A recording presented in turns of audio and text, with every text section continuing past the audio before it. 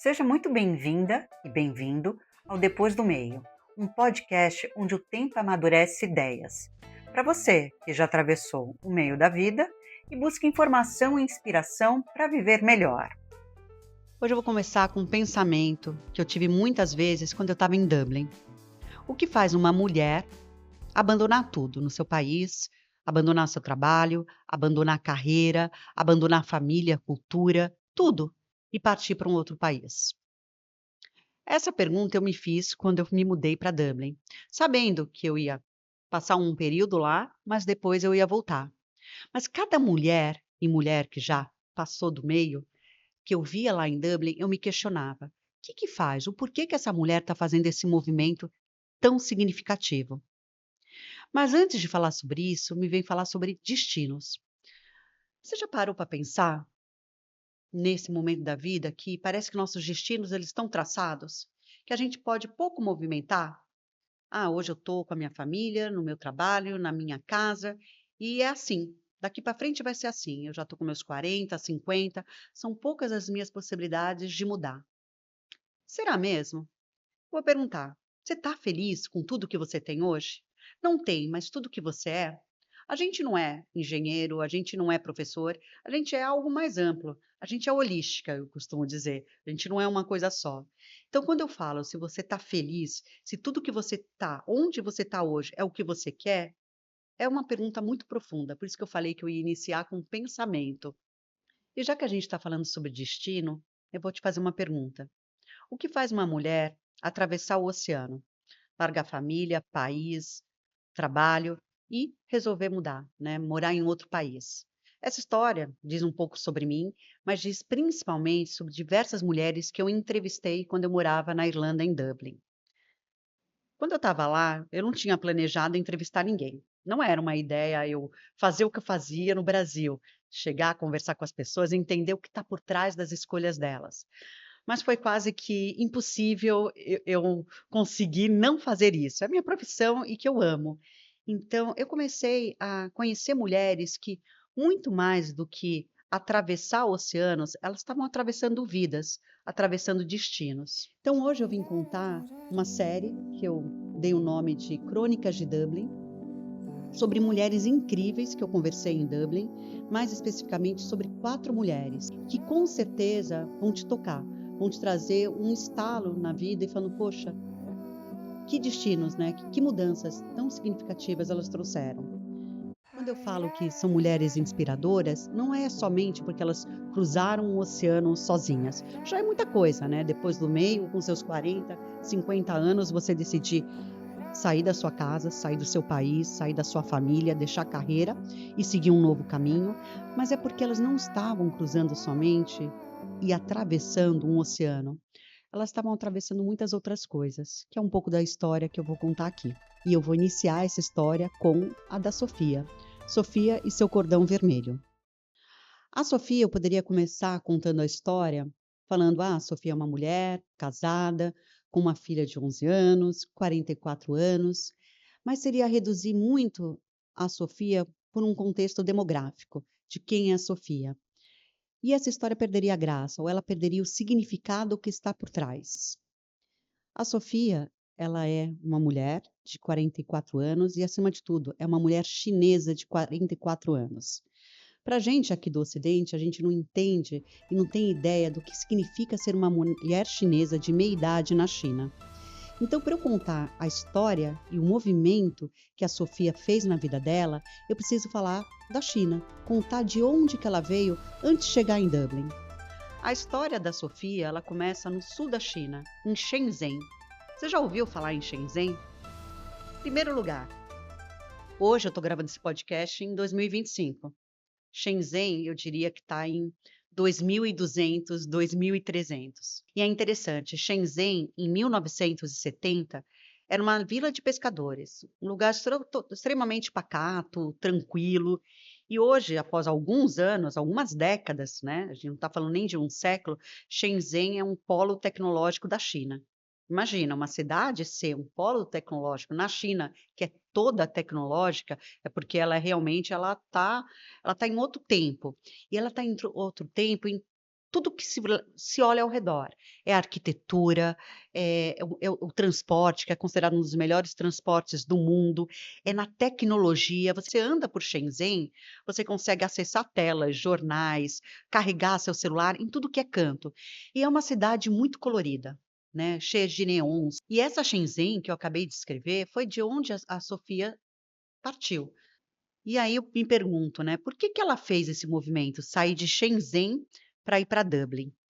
E quando uma mulher, eu digo, quando é uma mulher que faz esse movimento sozinha, já gera muitas perguntas, muitos questionamentos. Isso quando você é uma mulher solteira, sem filhos, né? As pessoas fazem muitas perguntas.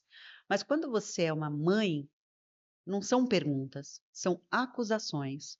Como é que uma mãe larga sua filha, seu filho, para morar em outro país? Mulher da meia idade na China, ela carrega algumas palavras bem pesadas. A palavra ordem, a palavra disciplina, a palavra obrigação, a palavra silêncio, entre outras. Então, você ser uma mulher chinesa de meia idade, você realmente carrega o mundo nas suas costas, com muita pressão, com muita obrigação, com muita ordem, com muita disciplina e com muitas pessoas te olhando. Então, um dos pontos que ela me falou é sobre a face. Face, face mesmo. Ela me explicou que na China todo mundo vê o que você faz. E a sua face é a reputação. É a sua reputação que você carrega, como também a reputação da sua família. Quando você está por aí na China, você não está falando só sobre você. Quando você toma alguma decisão, você também não está falando só de um contexto individual, mas é o coletivo e o familiar. A face, você não pode perder a sua face. O perder a sua face é causar vergonha. E essa vergonha não é só sobre você, ela é coletiva, é sobre sua família. Né? Uma mulher de meia idade está quase que invisível no mercado chinês. Ela falou que o mercado de trabalho na China, para uma mulher com 35 anos, 40, ele começa realmente a se fechar, a se afunilar. Quando você tem 45 anos, aí ele quase desaparece.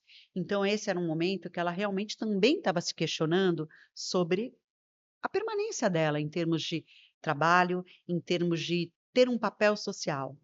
Então, a Sofia, quando ela decidiu ir para Dublin, ela estava rompendo valores sobre os valores que uma mulher de meia idade devem ter.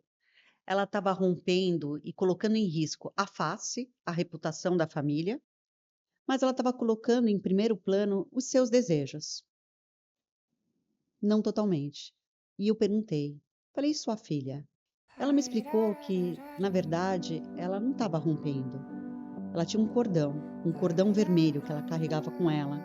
Ela falou assim: você está vendo esse cordão vermelho? E esse cordão vermelho era o elo simbólico. É o elo simbólico entre ela e a filha e as razões que fizeram com que ela saísse de Shenzhen para Dublin. Ela me explicou primeiro sobre as razões. Ela falou: olha, eu te falei as minhas razões do mercado de trabalho que se fecham, mas eu não te contei das razões que fazem com que eu esteja aqui. Eu não estou aqui apesar da minha filha. Eu estou aqui por causa da minha filha.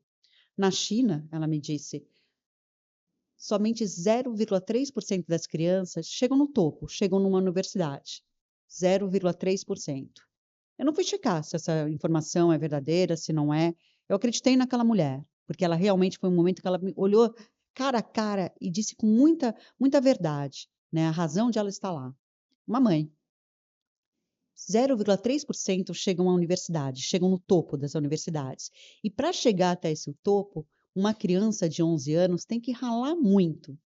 É muita competitividade, é muito estresse. E ainda assim, apesar de ter essa carga horária de estudos, de se comparar toda hora com as outras crianças, onde você está e onde você quer chegar, pode ser que não dê certo, porque são somente 0,3%. Então, o que ela me explicou é que ela estava lá para abrir um futuro. Abrir um futuro para ela, abrir um futuro para a filha e abrir um futuro para a família como um todo, inclusive para o marido.